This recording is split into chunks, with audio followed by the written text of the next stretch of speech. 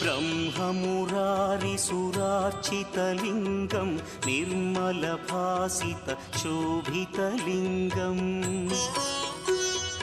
जन्मजदुःखविनाशकलिङ्गं तत्प्रणमामि सदा शिवलिङ्गम् देवमुनिप्रवरार्चितलिङ्गं कामदहन करुणाकरलिङ्गम् रावणदर्पविनाशकलिङ्गं तत्प्रणमामि सदा शिवलिङ्गम्